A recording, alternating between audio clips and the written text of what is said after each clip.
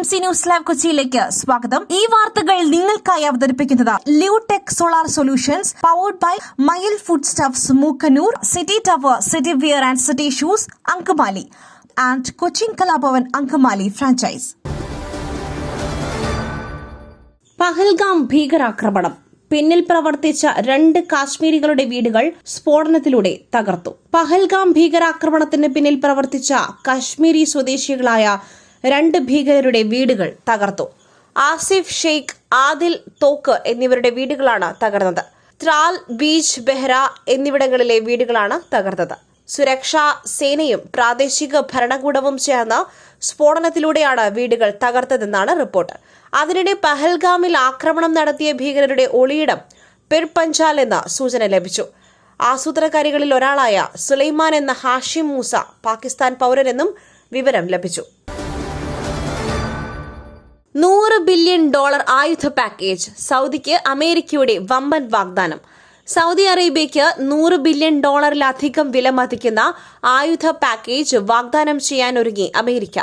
American president Donald Trump May 13 Saudi Arabia സന്ദർശിക്കുമ്പോൾ ഈ കരാറിൽ ഇരു രാജ്യങ്ങളും ഒപ്പിടുവാൻ സാധ്യതയുണ്ട് എന്നാണ് റിപ്പോർട്ടുകൾ സൂചിപ്പിക്കുന്നത്.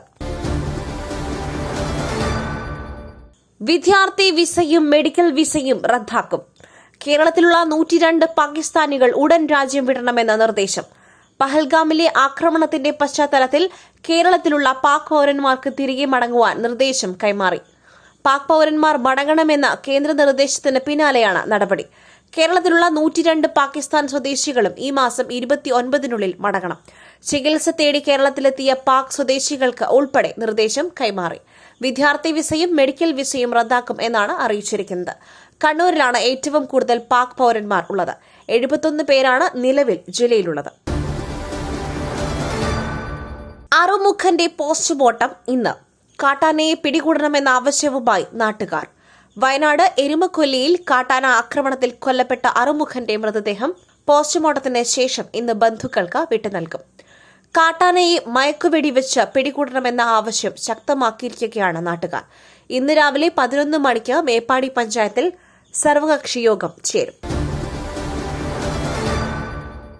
ഈ പ്രസരിപ്പ്, ആരോഗ്യം, എല്ലാത്തിനും അടിസ്ഥാനം ചിട്ടയായ ആഹാരരീതിയാണ്.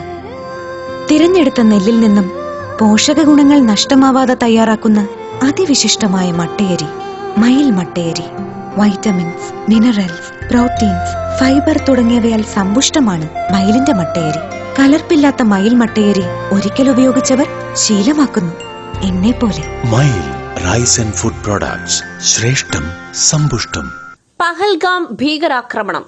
കൊല്ലപ്പെട്ട മലയാളി രാമചന്ദ്രന്റെ സംസ്കാരം ഇന്ന് ചങ്ങമ്പുഴ പാർക്കിൽ പൊതുദർശനം. പഹൽഗാം ഭീകരാക്രമണത്തിൽ കൊല്ലപ്പെട്ട എറണാകുളം ഇടപ്പള്ളി സ്വദേശി N രാമചന്ദ്രന്റെ സംസ്കാരം ഇന്ന് രാവിലെ 9:30 വരെ ഇടപ്പള്ളി ചങ്ങമ്പുഴ പാർക്കിൽ മൃതദേഹം പൊതുദർശനത്തിന് വയ്ക്കും. 11 മണിക്ക് ഇടപ്പള്ളി പൊതുശ്മശാനത്തിലായിരിക്കും സംസ്കാരം. അത് ഭീകരാക്രമണം. പഹൽഗാം ആക്രമണത്തിൽ ന്യൂയോർക്ക് ടൈംസ് വാർത്തയ്ക്ക് US സർക്കാരിന്റെ തിരുത്ത്. ജമ്മു കാശ്മീരിലെ പഹൽഗാമിൽ വിനോദസഞ്ചാരികൾ ഉൾപ്പെടെ 26 പേർ കൊല്ലപ്പെട്ട ഭീകരാക്രമണത്തെക്കുറിച്ച് ന്യൂയോർക്ക് ടൈംസിന്റെ റിപ്പോർട്ടിനെ നിശിതമായി വിമർശിച്ച് അമേരിക്കയിലെ ട്രംപ് ഭരണകൂടം. ഭീകരർ എന്നതിന് പകരം വിഘടനവാദികൾ, തോക്കുധാരികൾ തുടങ്ങിയ പദങ്ങൾ ഉപയോഗിച്ച് പ്രസിദ്ധീകരിച്ച വാർത്ത ഭീകരാക്രമണത്തിന്റെ ഗൌരവം കുറച്ചു കാണുന്നുവെന്ന് US ഹൌസ് വിദേശകാര്യ കമ്മിറ്റി കുറ്റപ്പെടുത്തി.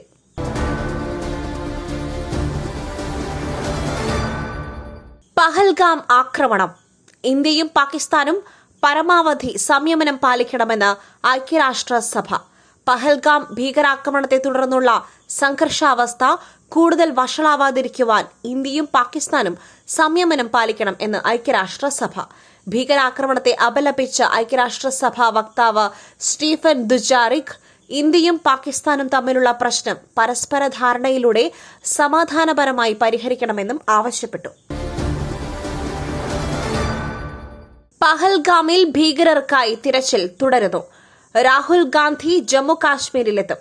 പഹൽഗാം ആക്രമണത്തിൽ ഭീകരർക്കായി സൈന്യം തിരച്ചിൽ തുടരുകയാണ്. കരസേനാ മേധാവി ഉപേന്ദ്ര ദ്വിവേദി ഇന്ന് ശ്രീനഗറിൽ എത്തും. ഭീകരാക്രമണത്തെ തുടർന്ന് മേഖലയിലെ സുരക്ഷാ സ്ഥിതിഗതികൾ വിലയിരുത്തുന്നതിനായി പ്രത്യേക അവലോകന യോഗം ചേരും. മറ്റൊരു വാർത്തയുമായി കണ്ടുമുട്ടുന്നതുവരെ നന്ദി, നമസ്കാരം.